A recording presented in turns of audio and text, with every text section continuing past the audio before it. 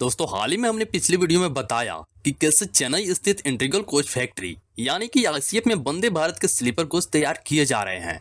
साथ ही इसकी मैन्युफैक्चरिंग दोनों रफ्तार से करने के लिए सोनीपत के रेल नवीकरण कारखाने को भी मंजूरी मिल गई है, क्योंकि रेलवे के स्लीपर वंदे भारत को मार्च 2023 तक चलाने की योजना है। लेकिन वीडियो का टाइटल में हमने देखा बस कुछ ही दिनों में स्लीपर कोच चलाने की योजना बन रही है। तो क्या है पूरी कहानी जानेंगे पूरी डिटेल में। आखिर कब चलेगी ये अर्ली एक्सेस वाली स्लीपर वंदे भारत, कितनी सीटिंग कैपेसिटी होने वाली है और क्या होगा इसका फेयर। बस आपसे एक छोटी सी रिक्वेस्ट है, वीडियो को लाइक कर दीजिएगा और यदि चैनल पर नए हैं तो चैनल को भी सब्सक्राइब कर दीजिएगा।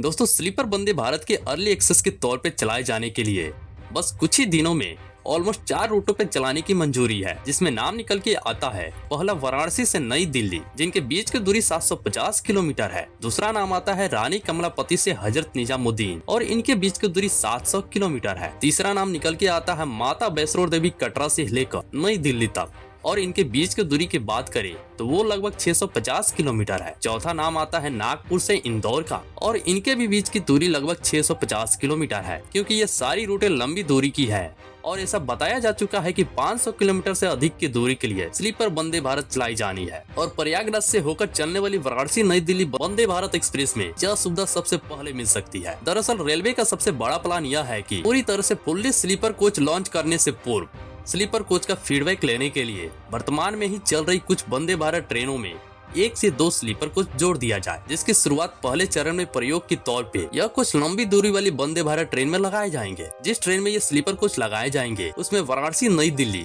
रानी कमलापति हजरत निजामुद्दीन, माता वैष्णो देवी कटरा नई दिल्ली, नागपुर इंदौर आदि वंदे भारत ट्रेन के नाम शामिल है। लेकिन दोस्तों अब सवाल निकल के सामने आता है, यदि चेयर कार वाली इस वंदे भारत एक्सप्रेस में स्लीपर कोच लगा दिए जाएंगे तो क्या होगा इसका फेयर। दरअसल आईसीएफ चेन्नई में जो कोच बनाए जा रहे हैं उसमें एक एक का स्लीपिंग कोच लगाए जाएंगे। इसके किराए को लेकर रेलवे बोर्ड में मंथन चल रहा है और चर्चा है कि वर्तमान में चल रही एक्सप्रेस ट्रेनों के एसी 2 टियर श्रेणी से इस वंदे भारत के स्लीपर का किराया कुछ ज्यादा हो सकता है। अब ये इस पे भी डिपेंड करता है कि किस तरह के स्लीपर कोच लगाई जाने वाली है इस चेयर कार वाली वंदे भारत एक्सप्रेस में। तो दोस्तों जैसे ही किराए का निर्धारण होगा उसके बाद संबंधित रेल मंडल को भेज दिया जाएगा। बात करें स्लीपर कोच में कुल कैपेसिटी की तो वंदे भारत के स्लीपर के एक कोच में कुल 51 सीटें होंगे और ऐसा विचार चल रहा है कि ऑक्यूपेंसी को ध्यान में रखते हुए किसी ट्रेन में एक तो किसी ट्रेन में 2 स्लीपर कोच लगाए जाएंगे। तो ऐसी 2 कोच यदि लगाए जाते हैं तो कुल 102 स्लीपर सीटें अवेलेबल होंगी एक वंदे भारत एक्सप्रेस में। दोस्तों नई दिल्ली वाराणसी वंदे भारत एक्सप्रेस की बात करें